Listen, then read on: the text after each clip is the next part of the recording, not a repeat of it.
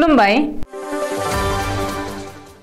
बे समाव बडलेण्ड इंखं टेलिभिजननि स्टुडियोआव आं मिथिका नार्जारी दिनै मोनाबिलिनि गाहाय रादाबफोराव दङ। अदालगुरियाव गोबांथार बिबांनि हाथियार बोखांदों।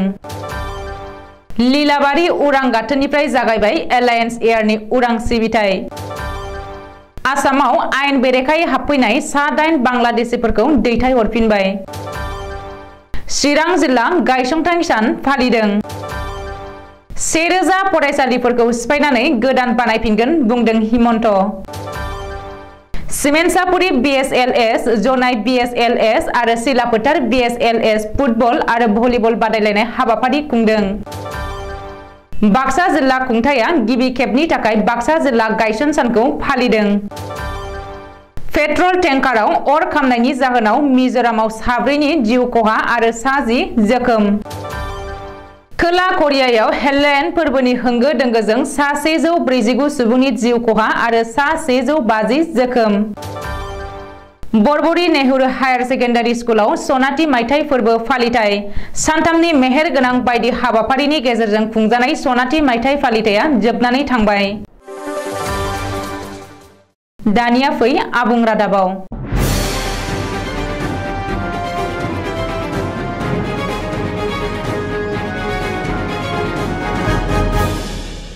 बिटिआरआव फिन गोबांथार बिबांनि हाथियार बोखांनो हादों। अदालगुरि जिल्लायाव हा सिङाव फबनानै दोननाय थासारियाव बोखांदों गोबांथार बिबांनि आयेन बेरेखा। अदालगुरि पुलिसा थांनाय हराव माजबाटनि लालपानि ओनसोलाव अपारेशन खालामनानै आयेन बेरेखा हाथियारफोरखौ बोखांनो हादों। बबेखानि अदालगुरि पुलिसा थांनाय हराव माजबाटनि लालपानियाव अपारेशन खालामनानै गंथाम AK-47 राइफल, गं 6 काले मेगजिन आरो थर 620 गोगो गुलिफोरखौ बोखांनो हादों होननानै खौरां मोनदों। सुलुङाव फोरमायथिनाय बायदिब्ला एसपि हिरेन नाथआ इसारा होनाय बायदियै अदालगुरि जिल्लानि एडिशनेल एसपि बिद्युत दासआ बर'नि दैदेननायाव थांनाय हराव बे जाफुंसार अपारेशनखौ खालामदोंमोन। बे अपारेशनाव माजबाट थानानि असि राजीव गाहाय आरो लालपालनि आउटपस्टनि बिबानगिरिफोराबो बाहागो लादोंमोन। मख'नो गोनांदि थांनाय हराव माजबाटआव बोखांनो हानाय आयेन बेरेखा हाथियारफोरा सोरनि बेखौ दासिमबो मिथिनो हानाय जायाखै आरो बेनि सायाव पुलिस बिफाननि आखायाव आरो माखासे सुलुंफोर गैया। सा-सानजा ओनसोलनि अख्राङाव सानसेनो एलायन्स एयारनि गंबा उरां बिरदों। उरां बिथांखिनि जोहै लीलाबारी 0, शिलं, इम्फल आरो आइजलनिफ्राय दिनै सानसेनि गेजेरावनो एलायन्स एयारनि उरां सिबिथायखौ जागायदों। मिरु सोरखारनि सिभिल एभिएशन बिफाननि मन्त्रि ज्योतिरादित्य सिन्धिया दिनै रायजोआरि मन्त्रि JK सिंहजों लोगोसे सा-सानजा ओनसोलनि मोनबा उरां गाथोननिफ्राय बे उरां सिबिथायफोरखौ बेखेवनानै होयो। रिपर्ट बादिब्ला बे उरांआ लीलाबारीनिफ्राय शिलंसिम सप्तायाव सानब्रै आरो 0 सिम सप्तायाव साननै रावना होगोन। बबेखानि लीलाबारीनिफ्राय पासीघाट, लीलाबारीनिफ्राय तेजपुरनि गेजेरावबो बे उरां सिबिथायखौ होनाय जादों। रिपर्ट बादिब्ला बे उरांआ लीलाबारीनिफ्राय फुंनि 10:30 रिंगायाव जागायनानै 11:30 रिंगायाव शिलं सौहैगोन। बेबायदिनो शिलंनिफ्राय 11:55 रिंगायाव जागायनानै 12:55 रिंगायाव लीलाबारी सौफैगोन। गुबुन फारसे सप्तायाव खननै लीलाबारीनिफ्राय 11:55 रिंगायाव रावना होनानै 12:25 रिंगायाव 0 सौहैगोन आरो 12:45 रिंगायाव 0 निफ्राय जागायनानै 1:15 रिंगायाव लीलाबारीयाव सौफैफिनगोन। गनायथि गोनां फोरमानलाइनि अनगायै आयेन बेरेखायै भारतआव हाबफैनाय सा-8 बांलादेशीफोरखौ बांलादेशआव दैथायहरफिनबाय। आसामनि करीमगंज जिल्लानिफ्राय बांलादेशआव दैथायहरफिनबाय आयेन बेरेखायै हाबसनफैनाय सा-8 बांलादेशीफोरखौ। रिपर्ट बादिब्ला सासे आइजोजों लोगोसे सा-8 बांलादेशीफोरखौ दिनै आयेनारि राहानि गेजेरजों आसामनिफ्राय बांलादेशआव दैथायहरफिनबाय। मख'नो गोनांदि दिनै बांलादेशआव दैथायहरफिनजानाय बांलादेशीफोरा गुबुन गुबुन समाव आयेन बेरेखायै हादरनाङारि सिमना बारनानै भारतआव हाबफैदोंमोन।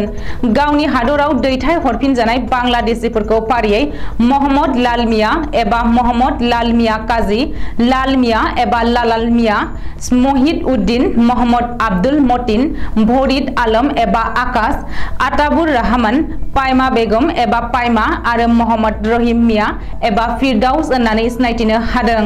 बबेखानि बै सा-8 बांलादेशीफोरनि गेजेराव साबाखौ करीमगंजआव, काछाराव सासे आरो कामरुप जिल्लायाव सानै सुबुंखौ हमनो हादोंमोन।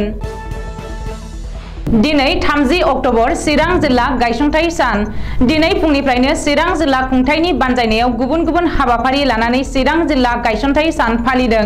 दिनै चिरां जिल्ला गायसनथाय सान फालिनायजों लोब्बा लानानै जिल्ला बेंगिरि मावख'नि सोरगिदिं सिबस्रांनाय, चिरां जिल्लानि सिङाव थानाय दाब दाब जायगाफोराव फरायसा आरो रायजो राजाफोरखौ लानानै हानजा सुरनाय, चिरां जिल्ला पुलिस खुंथायनि मटर साइकेलजों हानजा सुरनाय आरो चिरां जिल्ला खुंथायनि लांगोनायाव थानाय पेरेड ग्राउन्डआव जिल्ला गायसनथाय सानजों लोब्बा लाखिनानै गेवलां मेलबो खुंदों। बे हाबाफारियाव रायजो सभानि एमपि रोनगोरा नार्जारी, सिडलीनि एमएलए जयन्त बसुमतारी, बिटिआरनि गोबांसा इएम एमसिएलए, चिरां जिल्ला बेंगिरि पि विजया भास्कर रेड्डी, चिरां जिल्लानि गुबुन गुबुन बिफाननि मावख'गिरिफोर आरो गोबां रायजो राजाफोराबो बाहागो लायो। गिबि मन्त्रि डक्टर हिमन्त बिश्व शर्माया दिनै गुवाहाटी नोगोरमानि माखासे फरायसालिफोराव हरखाब दावबायनानै नायगिदिंहैदों। गुवाहाटी नोगोरमानि गुबुन गुबुन फरायसालियाव नायगिदिंहैनानै रायजोआव आरोबाव गोदानै गं 1000 आदर्श बिद्यालयफोर गायसनगोन होननानै गिबि मन्त्रि डक्टर हिमन्त बिश्व शर्माया खौरांगिरिनि सिगाङाव बुंथिदों। बबेखानि रायजो नाङै गं 1000 फरायसालिफोरनि गोजाम न'फोरखौ सिफायनानै गोदानै लुनाय जागोन आरो फरायसालि न'खौ साजायगोन होननानैबो गिबि मन्त्रिया खौरांगिरिनि सिगाङाव बुंदों। गिबि मन्त्रिया बुंबावनाय बायदिब्ला रायजोआव 1000 फरायसालिफोरनि इनफ्रास्ट्राक्चारनि थाखाय सरकारा गासै 5000 कौटि रां थिसनगोन। फरायसालिनि कम्पाउन्डआव गासै थाखो खथाफोरखौ फारसेनिफ्राय गोदानै बानायगोन आरो लांदां थानाय हायाव गेलेग्रा फोथार बानायगोन। बबेखानि गिबि मन्त्रि डक्टर हिमन्त बिश्व शर्माया गाव फरायनानै थांनाय कामरुप एकाडेमि बिद्यालयाव थांनानै गोजाम थाखो खथाफोरखौ गोसोखांदों होननानै फोरमायनायजों लोगोसे 100 बोसोर गोजाम फरायसालिफोरा गोसोखांजाथाव मुवा बेसादफोरखौ रैखाथियै दोनथुमनो गोसो जायोब्ला बेफोरखौ दोनथुमनाय जागोन होननानैबो फोसावदों। दिनै इं 30 अक्ट'बर 2022 खालारखालि सानसेनि हाबाफारिजों धेमाजि जिल्लानि सिङाव थानाय सिमेन्सापुरि बिएसएलएस, जनाय हालामनि बिएसएलएस आरो सिलाफोथार बिएसएलएस जयै फुटबल आरो भलिबल गेलेनाय बादायलायनाय हाबाफारि खुंदों। बे हाबाफारिखौ लानायनि थांखिया धेमाजि जिल्लानि सिङाव थानाय गासै दखरानि बर' फरायसाफोरा गावजों गाव सिनायलायो, सोमोन्दो खौसेथि थालायो बेखौ नोजोर बोनानै बे हाबाफारिखौ लानाय जादों। बे गेलेनायाव जेबो बान्था थानाय नङा, खौसेथि आरो सोमोन्दोखौ गोख्रों खालामनानै लाखिनो बे हाबाफारिखौ लानाय जादों। बे हाबाफारियाव फुं समाव रिबनखौ हास'दों आरो फिरफिला बिरहोनाय जादों। रिबनखौ हास'दों धेमाजि जिल्ला दुलाराय बर' फरायसा आफादनि आफादगिरि मुस्रि लकेन बसुमतारी आरो फिरफिलाखौ बिरहोदों सिमेन्सापुरि बर' फरायसा थुनलाइयारि आफादनि बारग' आफादगिरि मिजिं बर'आ। बाक्सानि सदर थावनि मसलपुराव गिबि खेबनि थाखाय बाक्सा जिल्ला गायसन सान फालिदों बाक्सा जिल्ला खुंथाया। थांनाय 2003 इं मायथाइनि दिनैनि सानावनो नलबारि, कामरुप आरो बरपेटा जिल्लानि खायसे बाहागोखौ लानानै बाक्सा जिल्लाखौ दानाय जादोंमोन। बिटिआरनि मख'जाथाव गंसे जिल्ला महरै दिनै बाक्सा जिल्ला खुंथायनि बानजायनायाव बे जिल्ला गायसन सानखौ फालिदों। बे गायसन सानजों सोमोन्दो लानानै दिनै फुंनिफ्रायनो जिल्लानि सदर थावनि मसलपुराव रायजो राजानि गेजेराव रंजा बाजानि नुथाय नुनो मोनो। मसलपुर गोजौ फरायसालिनि गेलेग्रा फोथाराव खुंफुं जानाय जिल्ला गायसन सानजों लोब्बा लानानै फुंनि 9 रिंगायाव बायदि बिफाननि हारिमु दिन्थिफुंनाय हानजा सुरो। बे हानजा सुरनायाव गुबुन गुबुन हारि फारियै बर', राभा, सरनिया, आदिबासि, गरखा हारिनि बायदि हारिमु दिन्थिफुंनायजों मसलपुरनि हा अख्राङा गोमसारो। हाबाफारि बायदियै फुंनि 10 रिंगायाव बाक्सा जिल्लानि जिल्ला बेंगिरि मासान्दा मेगदालिन पार्टिना आलारि बाथि फोजोंनायनि उनावनो गेवलां मेलखौ जागायो। बे गेवलां मेलाव गाहाय आलासि महरै बाहागो लायो बिटिआरनि गाहाय मावफुं सोद्रोमा प्रमद बर'आ। बे मेलाव बाहागो लानानै रायजोखौ थांखिनानै फोरमायो दि बाक्सा जिल्ला दानायनि सिगां बेखिनि साहा ओनसोला जोबोद गोग्लैसोनायमोन आरो दिनै बाक्सा जिल्लाया आबुं जिल्ला महरै गायसन जाखांनायनि उननिफ्रायनो गोबां जौगानाया फैबाय। दिनै बाक्सा जिल्लाया सोलोंथाइ, आबाद, फालांगि आरो गुबुन गुबुन बिथिङाव दावगानाय बाथ्राखौ बुंथियो। लोगोसेनो बिटिआर गोरोबथानि उनाव सोमावसारनाया जोबनाय लोगो लोगोनो गोजोना फैबाय। गोजोना फैनायनि उनावनो दायो सिगांनिख्रुइ गोख्रै जौगानाया फैबावसिगोन आरो बे जौगानाया बाक्सा जिल्लायावबो एबा बाक्सा जिल्लानि सुबुंफोराबो मोनफुंबावनो हासिगोन। बे गेवलां मेलाव आसामनि केबिनेट मन्त्रि इउजि ब्रह्मजों लोगोसे बिटिआरनि इएम राकेश ब्रह्म आरो आगुनि जिल्ला बेंगिरिफोर, एसपि आरो गुबुन गुबुन बिफाननि बिफानारिफोरा बाहागो लायो। मख'जाथावदि जिल्ला गायसन सानजों लोब्बा लानानै बाक्सा जिल्लानि बायदि बिफाननि गाव फसंथान हानजाफोरनि बायदि दिन्थिफुंनाय आरो गुबुन गुबुन हारि माहारिनि दाग्रा लुग्रा दागिरिफोरनि दानाय लुनाया रायजो राजानि गोसोखौ बोहोयो। मिजोरामनि आइजल जिल्लायाव सनिबार खालि मोनाबिलि समाव हरखाबै गंसे पेट्रल टेंकाराव अर खामनायनि जाहोनाव 4 सुबुंनि जिउ खहा जादों आरो 10 गोब्राब जोखोम जादों। आइजल जिल्लानि पुलिस एसपीसी लालुराया खौरांगिरिनि सिगाङाव मिथिहोनाय बायदिब्ला बे दुखुनांथाव जाथाया मिजोराम आइजल जिल्लानि तुरेल ओनसोलाव जादोंमोन। बे जाथायाव 4 थैनाय आरो 10 गोब्राब जोखोम जानायनि अनगायैबो साखाथियाव थानाय गंसे साखा खब्रै टेक्सि गारि आरो गंनै बाइकआबो खामफा जादों। जाथायनि सोमोन्दै पुलिसा मोजाङै नायबिजिरबावगासिनो दं होननानै सुलुङाव फोरमायबावदों। खोला कोरियानि राजथावनि सिउलाव खृष्टान धोरोमारिफोरनि हेल'उइन फोरबोआव बाहागो लाफैनाय 149 सुबुङा जिउ गोमाजादों आरो 150आ जोखोम जादों।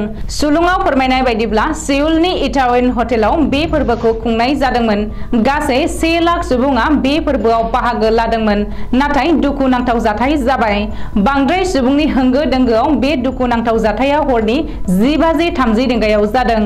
मख'नो गोनांदि 2020 आरो 2021 मायथाइयाव कर'नानि थाखाय लकडाउन जानायनि जाहोनाव बे हेल'उइन फोरबोखौ खुंनाय जायाखैमोन, नाथाय 2022 मायथाइनि अक्ट'बर दाननि जोबनायाव बे फोरबोखौ खुंनाय जादोंमोन। खोला कोरियानि हादरगिरि जुन सुक जेलआ दुखु मोननाय फोरमायनानै थैनाय नखरनो गावनि कन्डलेन्सखौ फोरमायदों। बाक्सा जिल्लानि बरबरी नेहरू हायार सेकेन्डारि फरायसालियाव 50 बोसोर एबा सनाथि मायथाइ फोरबो फालिदों। सानथामनि मेहेर गोनां हाबाफारिजों खुंजानाय सनाथि मायथाइ फालिथायनि दिनै जोबथि सानाव फुंनि 9 रिंगायाव गाजा गोमजायै बायदि हारिनि समायना हारिमुजों हारिमुआरि हानजा सुरनाय जायो। बेजों लोगोसेनो 12 रिंगायाव गेवलां मेलखौ बिटिआरनि मावफुं सोद्रोमा राकेश ब्रह्मनि मेल सामलायनायजों रायजो सभानि एमपि रोनगोरा नार्जारिया बेखेवनानै होयो आरो सोलोंथाइनि फारसे बेसेनगोसा बिबुंथि लाखियो। बेजों लोगोसेनो गेवलां मेलाव आसामनि केबिनेट मन्त्रि इउजि ब्रह्मआबो गाहाय आलासि महरै बाहागो लायो। बेजों लोगोसेनो बरबरी नेहरू हायार सेकेन्डारिनि गोरायुं आरो सामलाय आफादनि गाहाय नेहाथारि बुद्धराम बर'आ सनाथि मायथाइ फोरबो फालिथायनि बागै गुवारै बेखेवनानै होयो। बरबरी नेहरू हायार सेकेन्डारिनि सनाथि मायथाइ फोरबो फालिनायखौ जाफुंसार महर होनो हानानै गोजोननायखौ फोरमायथियो। उननि समावबो बे फरायसालिनि फरायसाफोरनि थाखाय अरायबो गोख्रों खामानि मावलांगोन होननानैबो खोथा होयो गोरायुं बुद्धराम बर'आ। बरबरी नेहरू हायार सेकेन्डारि फरायसालिनि सनाथि मायथाइ फोरबो फालिथायाव बिटिआरनि मावफुं सोद्रोमा राकेश ब्रह्म, मिरु एबसुनि लोगो आफादगिरि रोमदोन बसुमतारी, दुलाराय आसाम फरायसा आफादनि आखान्थि नेहाथारि अभिवर्तन गोस्वामी, बाक्सा जिल्ला आसुनि आफादगिरि गोविन्द सरनिया, बाक्सा जिल्ला एबसुनि गाहाय नेहाथारि नन्देश्वर बर' बिथांमोनजों लोगोसे गोबां दैदेनगिरिफोरा बाहागो लादोंमोन। दिनै मोनाबिलिनि रादाबा एसेनोसै। गोजोन्थों।